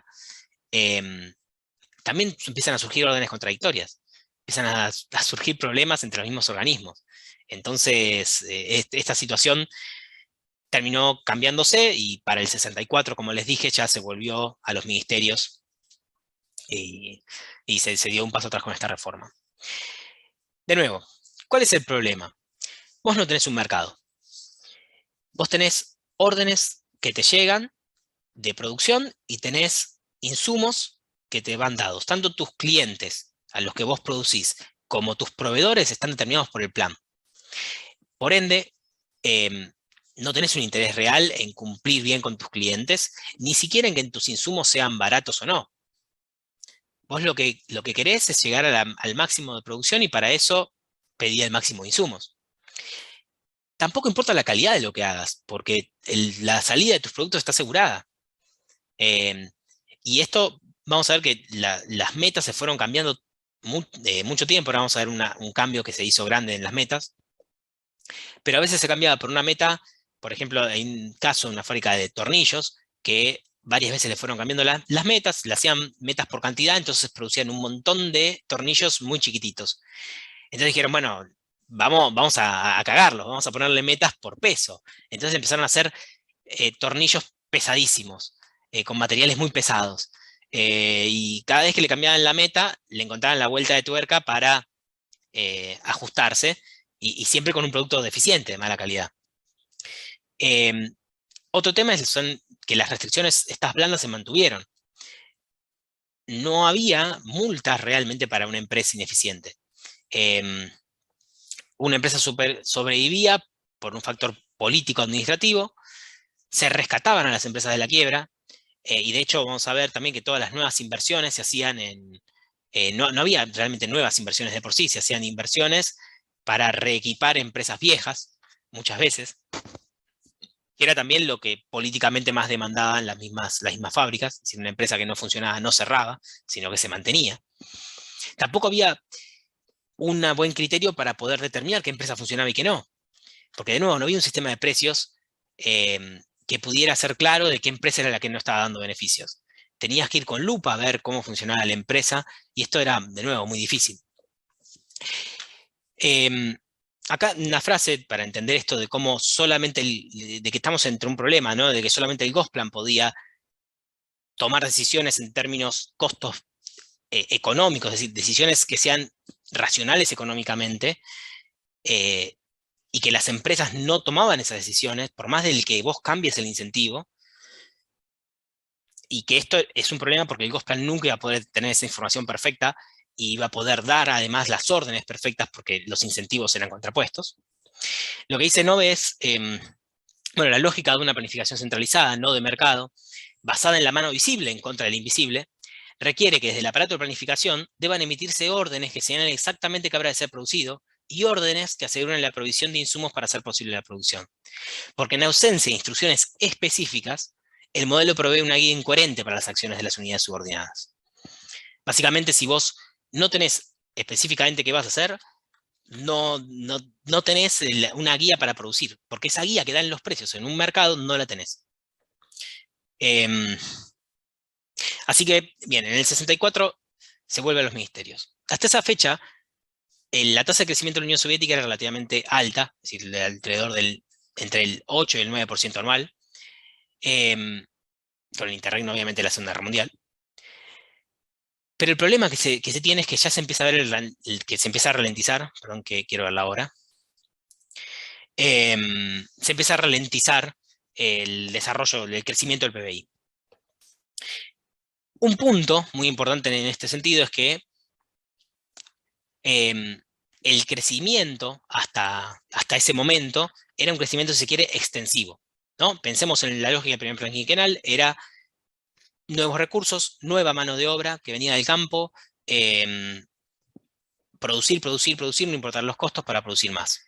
Y además se podía financiar en que estabas, si se quiere, exprimiendo al campo, ¿no? O sea, recuerden que la lógica stalinista era venderle barato al campo, perdón, venderle caro al campo y comprarle barato. Pero una vez que pasó eso, ya la producción agrícola se estancó. De hecho, a partir del 66 ya no mejora más. Y que ya no hay más mano de obra disponible de la que vaya del campo a la ciudad. Tenemos el problema de que, bueno, ahora hay que hacer un cambio. Ahora hay que pasar de este crecimiento extensivo a un crecimiento intensivo, es decir, generar más con los mismos recursos, ser más eficiente en el uso de los recursos que tenés. Y eso es algo que es característico de todas las revoluciones industriales. No se daría una revolución industrial, y esto es un argumento de Brice y de distintos historiadores económicos, sin este cambio que se da justamente por la disrupción tecnológica, en donde vos lográs, con los recursos que tenés ahora, empezar a producir más eficientemente. Bueno, esto es un problema que en la Unión Soviética nunca se pudo resolver. Para poder aumentar la eficiencia de la producción de las empresas,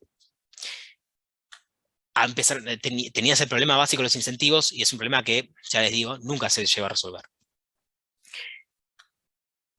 Bueno, veamos brevemente este segundo intento. El que ven en la foto es Zevsek Lieberman, que es un economista que fue el que planteó estas reformas. Lo que él buscaba es generalizar como el principio del beneficio, es decir, que haya un beneficio económico para las empresas, y que en base a esto las empresas tengan incentivos en producir más eficientemente, ¿no? Entonces reducir recursos, producir cosas de más valor y dar premios a las empresas en función del valor de lo producido. Intentar de nuevo delegar decisiones en las empresas y buscar que los incentivos de estos vayan en línea, ¿no?, con lo que quería el planificador. Básicamente, lo que en la práctica terminó haciendo esto es un cambio en el sistema de premios. Dejaron de dar premios por cantidades producidas y se empezaron a dar premios por valor producido. Y esto no es lo que quería Lieberman, sino lo que pudo hacer. Y lo que terminó pasando es un derroche muchísimo más grande. Piensen que ahora ya no le pagaban a la empresa el premio por la cantidad que hacía, sino por lo que valía. Entonces todas las empresas empezaron a inflar los valores de sus precios enormemente. Eso no importaba porque, de nuevo, la salida de sus productos estaba asegurada, porque se le iban a comprar igual. Tampoco le importaba que alguien que sea el que le dé el insumo se lo venda más caro, porque sabía que ese precio lo podía trasladar después. Y por ende, esto fue una reforma que duró mucho menos que la anterior. Rápidamente se dio vuelta atrás con esta reforma.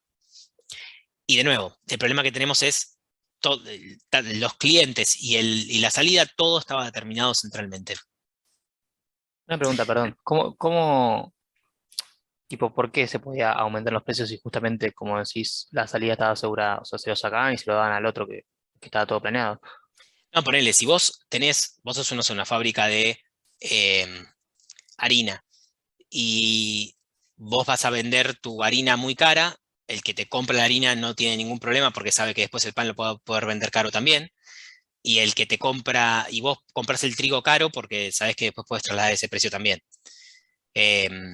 Digamos, no tenés un problema de que el proveedor, o sea, no tenés problema con buscar elegir otro proveedor, ni tenés problema con que después te lo compren, porque es todo parte de un plan determinado de lo que vos tenés que producir. Otra cosa es si hubieran dado libertad a las empresas de vender su producción al que quieran y quedarse con el beneficio de eso. Que eso es lo que Lieberman después empieza a decir, no, descentralicemos en serio, creemos un mercado de insumos de capital, de insumos por lo menos de materias primas, de maquinarias y un mercado también de bienes de consumo, que las unidades productivas sigan siendo gestionadas por los trabajadores, todo lo que se quiera, que haya un plan central, pero que las empresas, si no ellos no pueden elegir libremente a sus clientes, a sus proveedores, el principio de este beneficio me lo están destruyendo, no sirve para nada. Obviamente las empresas van a poder aumentar sus precios. Si vos le decís a la empresa que le vas a dar un premio porque le agregue más valor, ¿no?, porque le venda con más valor algo, bueno, te van a empezar a vender todo como si fuese carísimo. O sea, básicamente bajo este criterio de planificación central de las cantidades producidas y de quién iba a ser el cliente, quién iba a ser el proveedor, no tenía ningún sentido económico el principio de beneficio. Y esto llevó, como les decía, que una parte de economistas, ya a partir del 60 en la Unión Soviética hasta el final, los economistas formados en la Unión Soviética no paraban de decir, tenemos que descentralizar, tenemos que descentralizar, tenemos que descentralizar.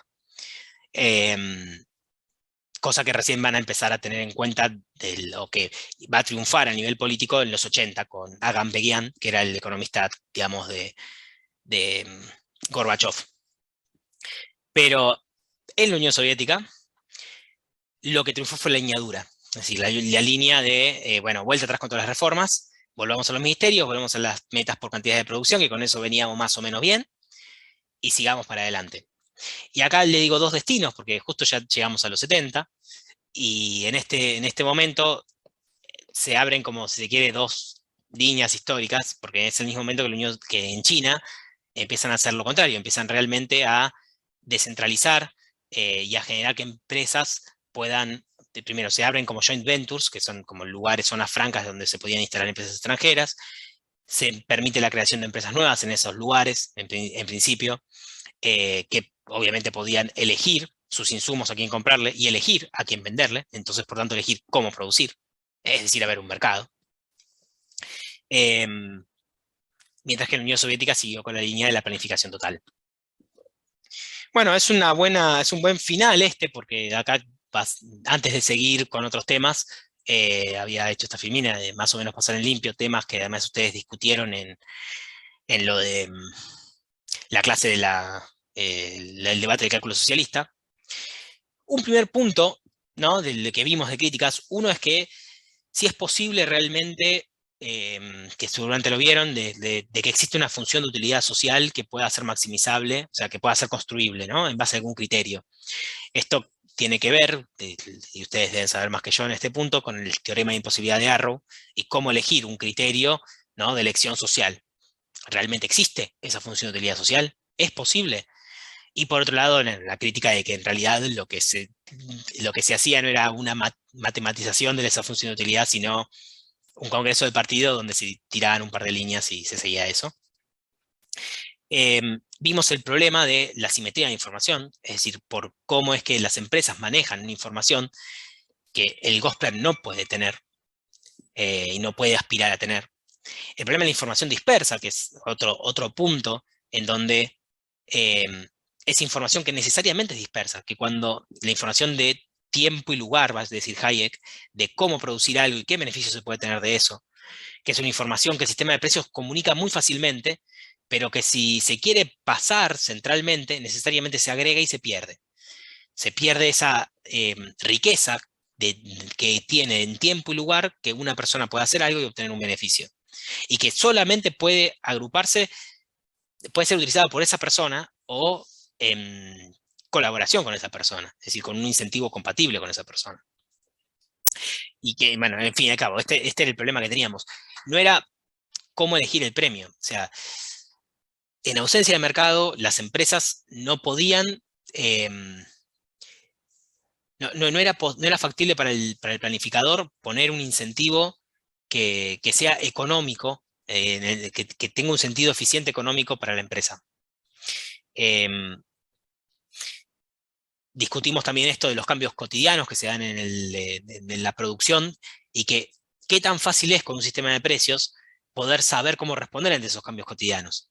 Si hay un cambio en el día a día, uno simplemente mira los precios de las cosas y puede, como empresario, si quiere, puede decidir qué insumo comprar o qué insumo dejar de comprar, o qué producir y qué dejar de producir, mientras que este otro sistema requiere que todo el tiempo tengas que esperar a que es el centro que te diga qué hacer, ¿no? Bien, y lo último es esta contradicción, de naturaleza contradictoria del sistema, donde las unidades productivas actuaban de forma antieconómica y el único que hacía el análisis de rentabilidad costo-beneficio era el Gosplan, ¿no? Bueno, vamos a cortar acá, quedó bastante más en el tintero, pero ya es la hora, así que no los voy a atosigar más. Bueno, en fin, espero que les haya servido la clase, y no sé si hay dudas, consultas. El principal problema fue el tema de que esta situación de búsqueda de renta, ¿no? Rent seeking, de los empresarios que se aprovechaban de estas medidas para maximizar los beneficios sin crear valor agregado, ¿no? Sí, estoy en duda de todos los conceptos detrás de lo de rent seeking, pero en sí me hace acordar a, si se quiere, por ejemplo, en historia económica se debate esto del rent seeking como que distintos tipos de instituciones favorecen distintos tipos de incentivos. La institución de la producción central favorecía el rent seeking como incentivo, mientras que tal vez en el mercado la búsqueda de beneficio privado te lleva a que vos quieras producir algo bueno, que sea rentable económicamente, porque básicamente si no, no sobrevivís, ¿no? Tu empresa no sigue funcionando. Si lo que haces no es lo suficientemente bueno y no es rentable económicamente lo que estás haciendo, vas a quebrar. Se compara a veces con el sistema de la China imperial, la China antigua, o digamos del siglo XIX para atrás, en la cual desde el Estado se designaban a los funcionarios y la lógica, los incentivos estaban puestos no en innovar en la producción, sino en escalar en los puestos del partido, ¿no? En este caso, el único partido comunista, o sea, la monarquía Qing o lo que vos quieras. Pero sí, está bueno el ejemplo de rent seeking, como para pensarlo de ese lado. Bueno, ¿alguna duda más? ¿O comentario, consulta? Consulta, ¿puede ser que en vez de rent seeking puede ser una búsqueda del premio más que nada? Sí, a ver. Tendría que definir rent seeking, tal vez Luciano acá me puede ayudar más. Pero creo que se entiende rent seeking como... A ver, Luciano, sí. ¿Cómo No, sí, definirías? lo entendí, o lo entiendo como una situación en la que el empresario busca crear renta o generar renta para su propio beneficio en base a una situación económica y política actual, que en este caso era, bueno, esta planificación en base a premios que al fin y al cabo premiaban la ineficiencia y... Claro. Sí, está bien. O sea, siguiendo lo que decías vos, Román, y esto que plantea Luciano, básicamente según cómo sea el sistema en el que vos vivas, el medio en el que vos vivas, vas a hacer lo que más te conviene. A veces eso puede ser beneficioso para el conjunto, o a veces puede eso llevar a la ineficiencia y a un perjuicio para la sociedad. Entonces, en este caso, el incentivo individual al que se enfrentaban las unidades productivas llevaba a un derroche económico, a una ineficiencia.